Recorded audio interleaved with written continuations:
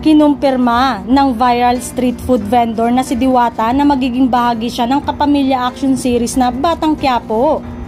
Sa isang vlog ay proud na ibinahagi ng viral street vendor na nagsimula na siyang mag-taping para sa nasabing programa, ngunit hindi niya lang sigurado kung kailan ito ipapalabas.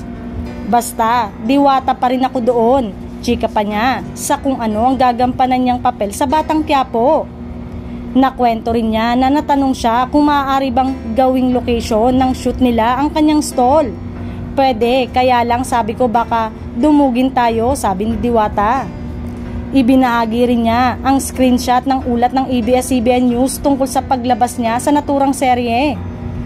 Pangarap ko lang dati sila makita pero ngayon nakakasama ko na, masayang say ni Diwata. Marami naman ang super happy para sa viral street vendor na nakukuha nitong blessing at exposure. Binahan ang pagbati mula sa mga netizen. Deserve niya yan kasi lumalaban siya ng pata sa kapwa. Nakakahanga ka, Diwata, saad ng isang netizen. Comment naman ng isa, congratulations idol, deserve mo yan dahil napakasipag mo. Ani Diwata sa panayam ng kapwa vlogger na RTV. Nakapag-taping na siya sa naturang teleseryeng pinagbibidahan ni Coco Martin. Ilan daw sa nakasama niya sa taping sina Ivana Alawi, Kim Rodriguez at mismong si Coco. Hindi pa raw niya alam kung kailan ang susunod niyang taping. Abangan niyo ako doon, say niya.